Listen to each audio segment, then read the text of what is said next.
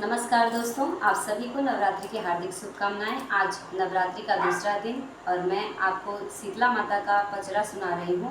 आपको पसंद आए तो प्लीज़ सब्सक्राइब कीजिए, मेरे चैनल को लाइक कीजिए, शेयर कीजिए एंड कमेंट करके ज़रूर बताइए आपको मेरा ये पचरा गीत कैसा लगा। और कृपया बिना भगाए मेरे गाने को पूरा सुनिए, ये गाना बहुत ही अच्छा है। बोलिए सांचे दरबार की जय।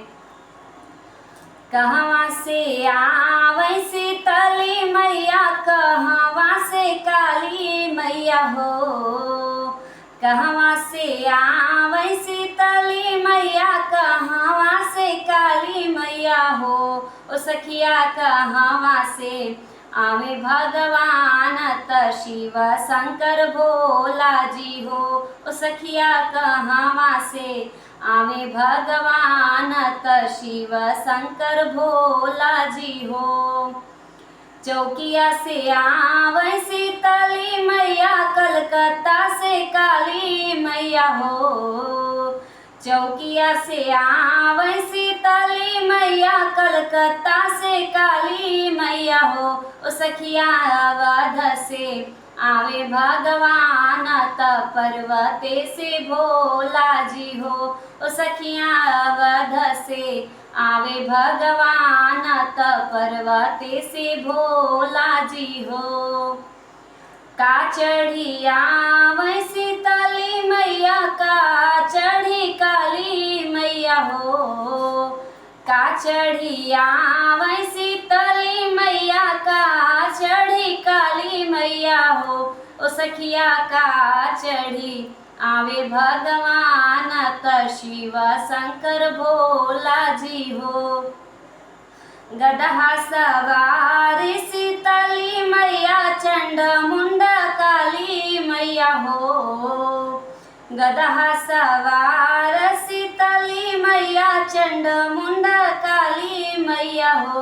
ओ सखिया रथ चढ़ी आवे भगवान त बैल चढ़ी भोला जी हो। ओ सखिया रथ चढ़ी आवे भगवान त बैल चढ़ी भोला जी हो। कहवा बैठै शीतली मैया, अवरौ काली मैया हो। कहवा बैठै शीतली मैया, अवरौ काली मैया हो। ओ सखिया कहवा बैठौबे भगवान त शिव शंकर भोला जी हो। चौके बैठौ शीतली मैया, अवरौ काली मैया हो। चौके बैठौ शीतली मैया, अवरौ काली मैया हो। ओ सखिया आंगने में बैठे भगवान त शिव शंकर भोला जी हो। ओ सखिया आंगने में बैठे भगवान त शिव शंकर भोला जी हो। केथुआ बैठौ शीतली मैया, अवरौ काली मैया हो। केथुआ बैठै शीतली मैया, अवरौ काली मैया हो। ओ सखिया केथुआ बैठैबे भगवान त शिव शंकर भोला जी हो। ओ सखिया कहवा बैठौबे भगवान त शिव शंकर भोला जी हो। चंदन पीढ़ैया शीतली मैया, अवरौ काली मैया हो।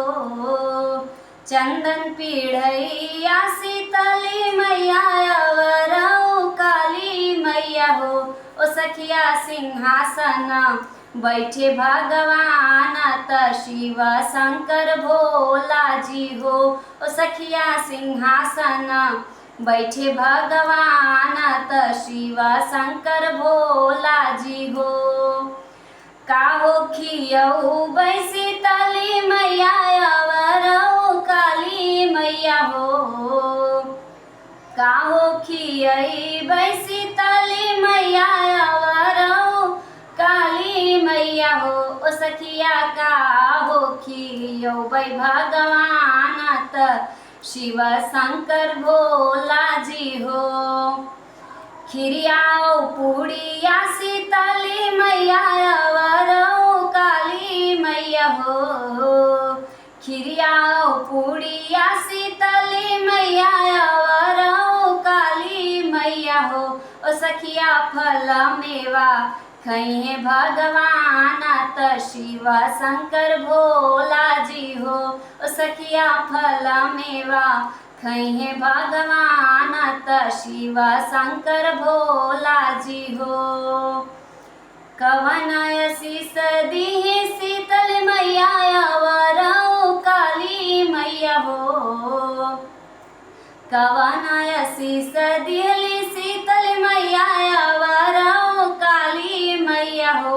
ओ सखिया कवन शीस भगवान त शिव शंकर भोला जी हो। ओ सखिया कवन शीस भगवान त शिव शंकर भोला जी हो। बल बुद्धि दिहली शीतली मैया न धन काली मैया हो।